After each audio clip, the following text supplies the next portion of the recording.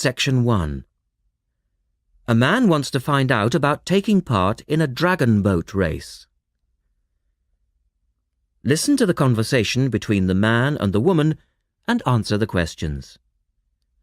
First, you have some time to look at questions 1 to 5.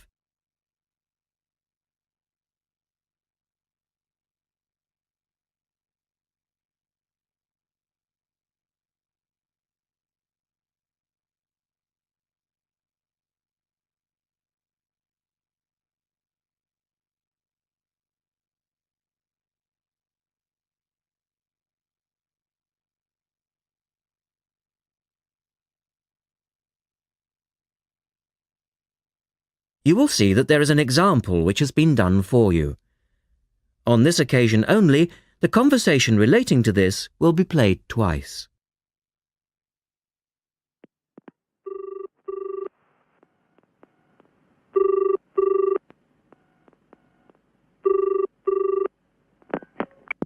Scope Charity Office. How can I help you? Oh, hello.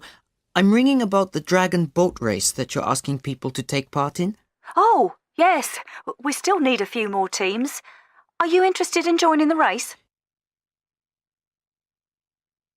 The man asks for information about the dragon boat race, so the answer is dragon boat race. Now we shall begin. You should answer the questions as you listen, because you will not hear the recording a second time. Listen carefully and answer questions 1 to 5.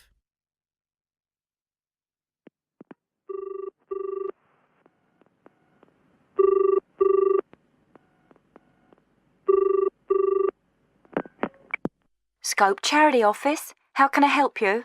Oh, hello. I'm ringing about the dragon boat race that you're asking people to take part in. Oh, yes. We still need a few more teams. Are you interested in joining the race? Yes, we want to enter a team, but we don't know anything about it. Could I ask you for some more information first? Of course. I don't even know when it's being held. It's taking place on the 2nd of July. Is that a Saturday? No, it's a Sunday. It's a much more popular day and more people can take part then. Right. And where's it being held? At the Brighton Marina. Oh, I'm an overseas student. Could you spell that for me? Yes, it's Brighton Marina. That's Marina. Do you know where it is? I'm not sure. It's a couple of miles past the Palace Pier. Oh, yes, I know it. You take a right turning off the coast road, or you can cycle along the seafront. That's good. What time does the race start? Well, the first heats begin at 10 a.m, but you need to register half an hour before that, at 9:30, and we really recommend that you aim to be there by 9. It's a good idea to arrange a meeting place for your team. Right. And the race is to help raise money for charity? It is. We're asking every team member to try and raise £35 by getting friends and or relatives to sponsor them. Every crew member will receive a free tournament T-shirt if your team manages to raise £1,000 or more. Oh, that's quite good. Also, we're holding a raffle. Every crew member who takes part in the race this season will be entered into a free prize draw. Oh, what's the prize? It's pretty good. It's a holiday in Hong Kong. Sounds great. The man asks for more information. Look at questions 6 to 10.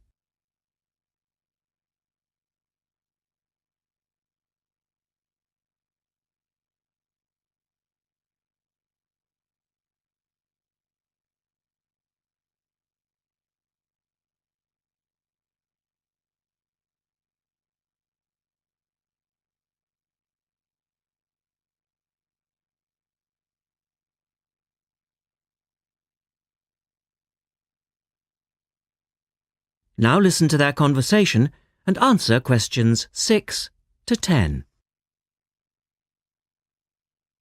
Is there anything else you need to know?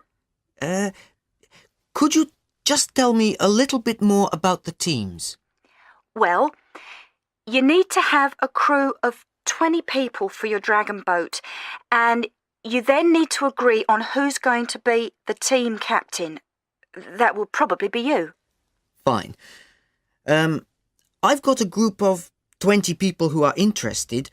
Do all the team members have to be a certain age?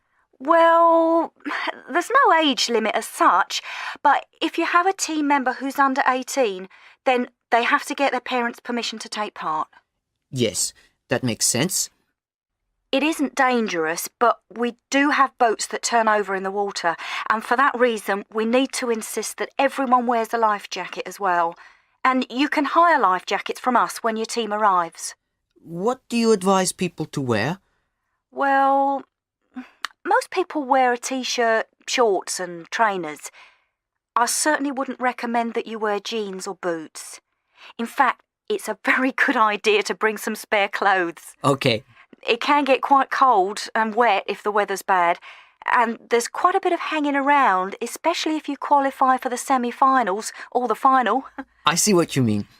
Have you got a name for your team? Oh, not yet, no.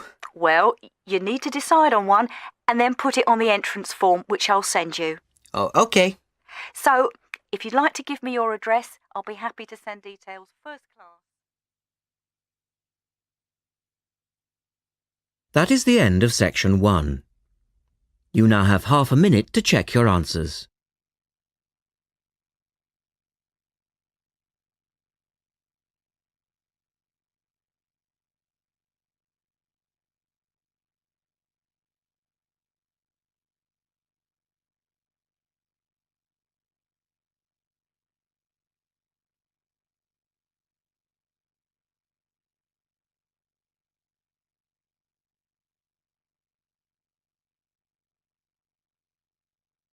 Now turn to section 2 on page 92.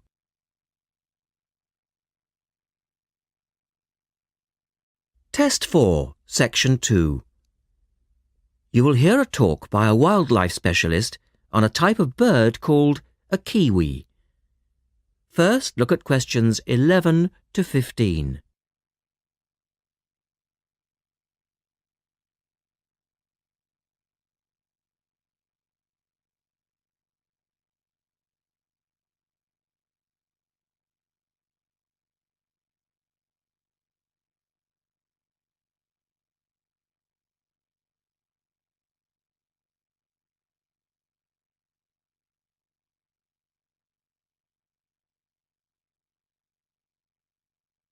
As you listen to the first part of the talk, answer questions 11 to 15.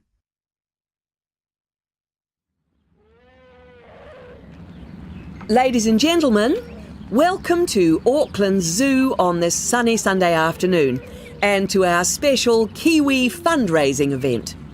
My job is to tell you all about the amazing little Kiwi, and your job, hopefully, is to dig deep in your pockets. Now, for the benefit of our overseas visitors here today, I should explain first of all that the kiwi is the national bird of New Zealand, and sometimes New Zealanders themselves are known as kiwis. Now, while kiwis in the wild are a rare sight, the kiwi as a symbol is far more visible. Apart from being in toy stores and airport shops all over the world, you'll find them on our stamps and coins. The kiwi is the smallest member of the genus Apteryx, which also includes ostriches and emu. It gets its name from its shrill call, which sounds very much like this. Kiwi! Kiwi! Kiwis live in forests or swamps and feed on insects, worms, snails and berries. It's a nocturnal bird with limited sight, and therefore it has to rely on its very keen sense of smell to find food and to sense danger. Its nostrils are actually right on the end of its long beak, which is 1/3 of the body length. Now, here's an interesting fact. Although kiwis have wings, they serve little purpose, because the kiwi is a flightless bird. Since white settlement of the islands, Kiwi numbers have dropped from 12 million to less than 70,000. And our national bird is rapidly becoming an endangered species. This is because they're being threatened by what we call introduced animals. Animals which were brought to New Zealand, such as cats and ferrets, which eat kiwi eggs and their chicks.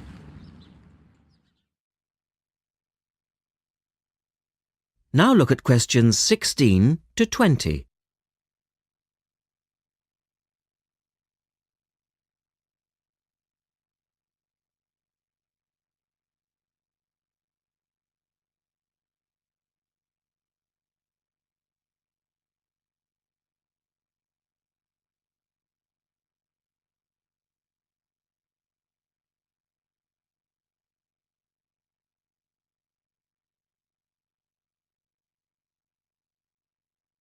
As the talk continues, answer questions 16 to 20.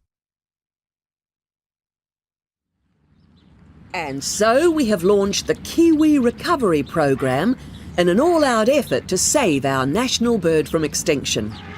There are 3 stages to this programme. Firstly, we have the scientific research stage. This involves research to find out more about what Kiwis need to survive in the wild. Then secondly, we have the action stage. This is where we go into the field and actually put our knowledge to work. We call this putting science into practice. And then we come to the 3rd stage, the global education stage. By working with schools and groups like yourself, as well as through our award-winning Kiwi website, we are hoping to educate people about the plight of the Kiwi. As part of the action stage, which I just mentioned, we've introduced Operation Nest Egg, and this is where your money will be going. It works like this. It's a 3-stage process. First of all, we go out to the Kiwi's natural habitat and we collect Kiwi eggs.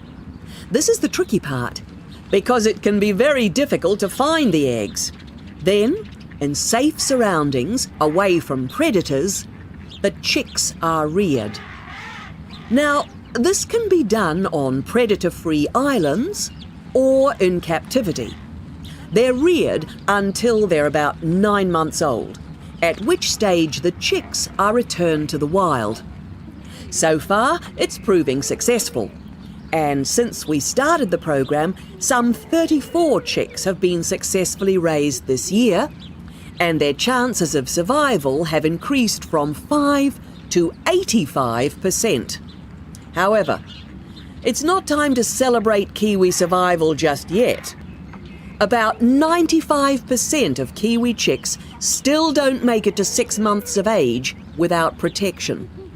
Which is why Operation Nest Egg is so important. And we ask you to give generously today.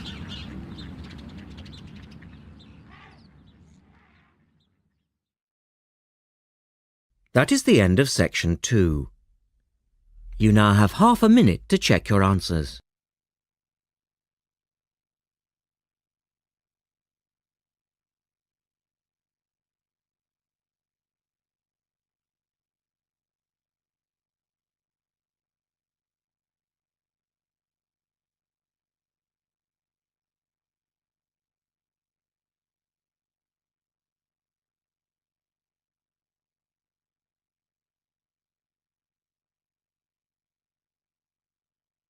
Now turn to section 3 on page 94.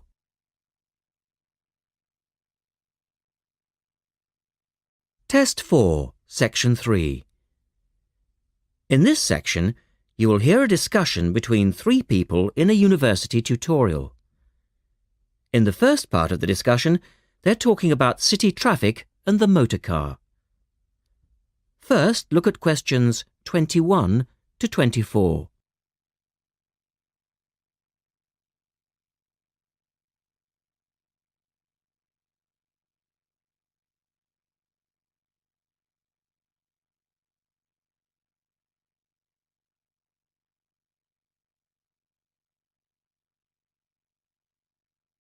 Now listen to the first part of the discussion and answer questions 21 to 24.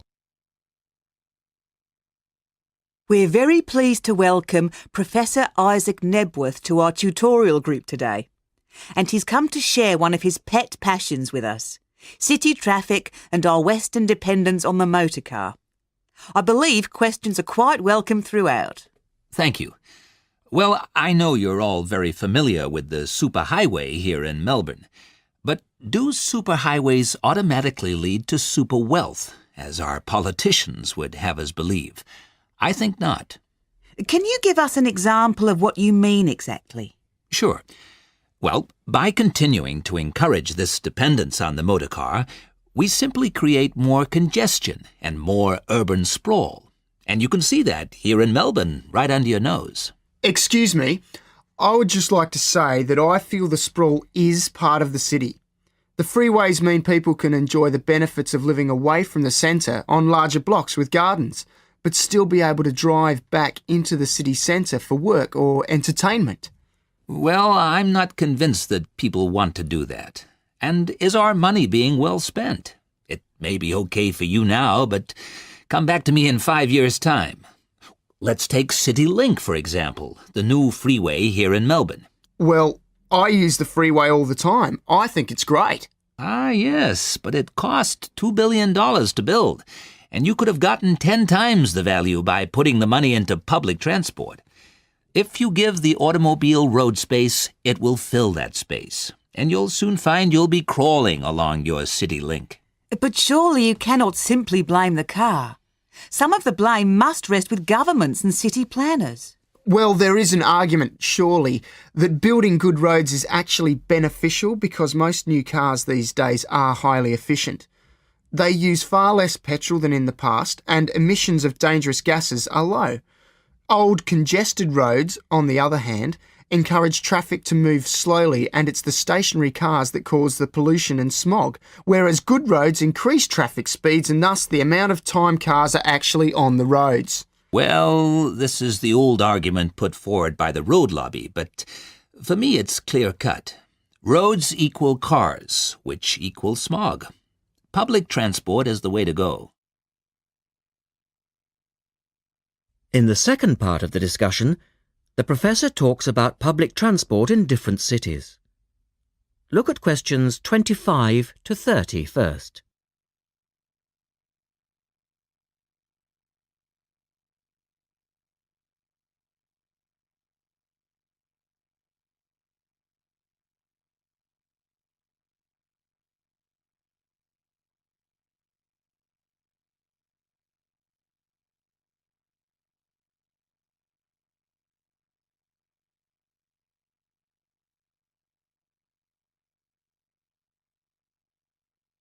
As you listen to the discussion, complete the questions about public transport.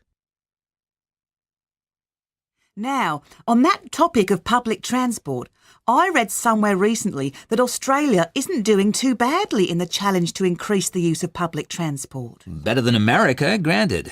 But by comparison with Canada, it's not so good. For instance, if you compare Toronto with the U.S. metropolis of Detroit, only 160 kilometers away, in Detroit, only 1% of passenger travel is by public transport, whereas in Toronto it's 24%, which is considerably better than Sydney, which can only boast 16%. Well, I think it's encouraging that our least car-dependent city is actually our largest city. 16% of trips being taken on public transport in Sydney isn't too bad. But it's a long way behind Europe. Take both London and Paris, for instance, where 30% of all trips taken are on public transport. Well, they do both have an excellent underground system. And Frankfurt comes in higher still at 32%. I understand that they've been very successful in Copenhagen at ridding the city of the car. Can you tell us anything about that experiment? Yes, indeed. Copenhagen is a wonderful example of a city that has learned to live without the motor car. Back in the 1960s, they adopted a number of policies designed to draw people back into the city. For instance, they paid musicians and artists to perform in the streets. They also built cycle lanes, and now 30% of the inhabitants of Copenhagen use a bicycle to go to work. Sydney, by comparison, can only boast 1% of the population cycling to work. It could have something to do with all the hills? Then they banned cars from many parts of the city, and every year 3% of the city parking is removed. And by constantly reducing parking, they've created public spaces and clean air. Really? There are also freely available bicycles, which you can hire for practically nothing. And, of course, they have an excellent public transport system. Well, that's all very well for Copenhagen, but I'd just like to say that some cities are just too large for a decent public transport system to work well, particularly in areas with low population. Because if there aren't many people using the service, then they don't schedule enough buses or trains for that route. I accept that there's a vicious circle here, but people do need to support the system. And secondly, the whole process takes so long because usually you have to change. You know, from bus to train, that sort of thing. And that can be quite difficult. Ultimately, it's much easier to jump in your car. And often it turns out to be cheaper. Sure, but cheaper for whom? You or society? We have to work towards the ideal and not give in all the time because things are too difficult. Anyway, let's move on to some of the results of the survey, which I think you'll agree. That is the end of section 3. You now have half a minute to check your answers.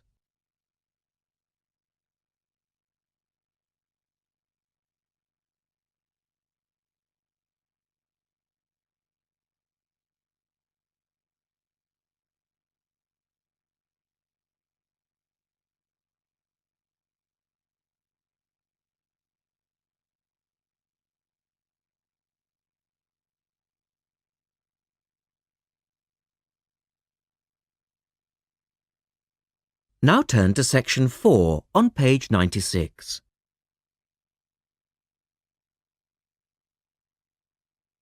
Test 4, section 4.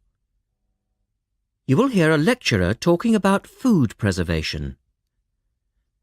First, you have some time to look at questions 31 to 37.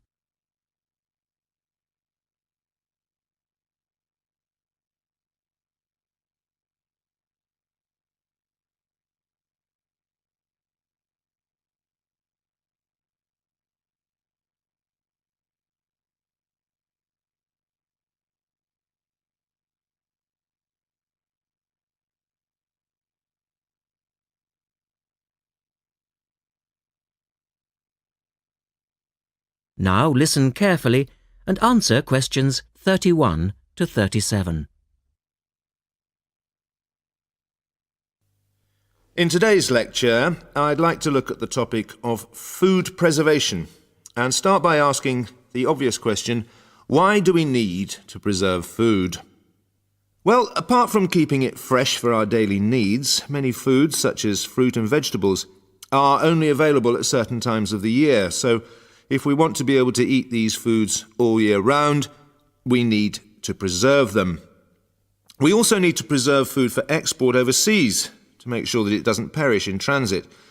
And lastly, we need to be able to preserve food for when there are food shortages. There are a number of methods of preserving food which involve both high and low temperatures, chemicals, irradiation, and drying.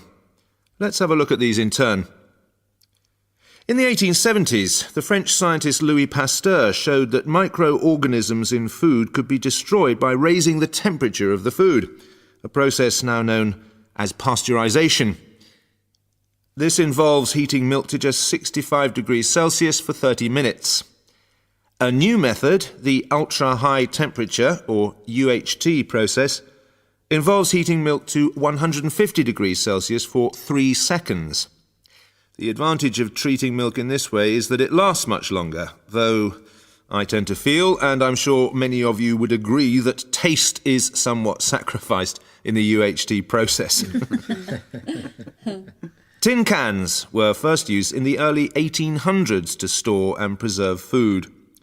Just as they are now, the cans were tin-plated steel containers, and the process had the advantage of being cost-effective. Unfortunately, however, there were many early cases of food poisoning, because the canning process was not fully understood at that stage. We now know the exact temperature and length of time each food needs for proper preservation, which has greatly reduced the risk of food poisoning. People living in cold climates often preserve food by burying it in the snow, and the Romans knew all about the advantages of packing food in ice. But for most people, this was not an option until the invention of the refrigerator in 1834. Today, however, refrigeration is the most important means of preserving food, because the food stays fresh without needing to be treated. However, refrigeration requires an electricity supply, and unfortunately, if the power goes off, so does the food. A variety of chemicals can be added to food, and you'll find their names listed on the labels of cans and bottles. Salt is probably the oldest of all the chemical preservatives, and was used by many ancient civilizations for many years. Sugar also acts as a preservative and is used to preserve jams in much the same way that vinegar is used to pickle foods. Chemical preservatives are effective, but they do not suit all foods, and the processes involved are time-consuming. Another method of preserving food is by drying it. Most foods are 75% to 90% water, so if you remove the water, the microorganisms simply can't survive. When food is dried, it not only lasts a long time, but it also becomes much lighter, which is a big advantage, as this makes it cheap to store. Though some people argue that valuable nutrients are lost in the process. In the second part, the speaker describes the process of drying food. Look at questions 38 to 40.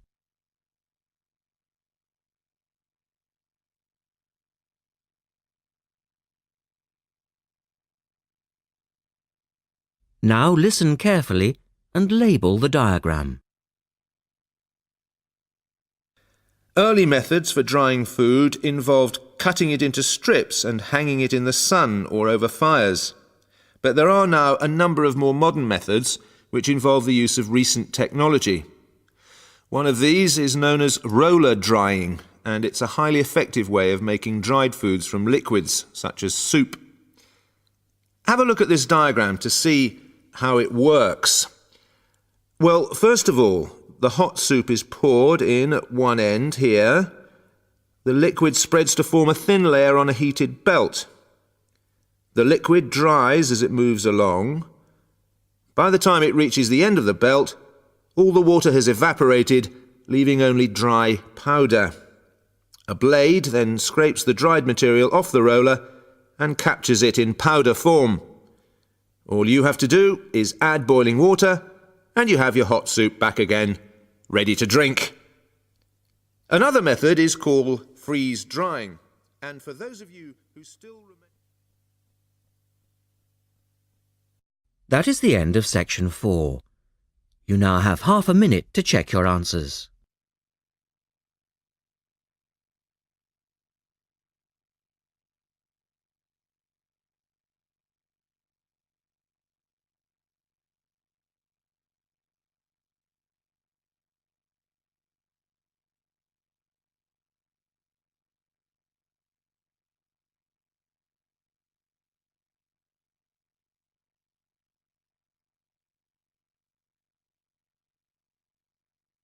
That is the end of the listening test. At the end of the real test, you will have 10 minutes to transfer your answers to the listening answer sheet.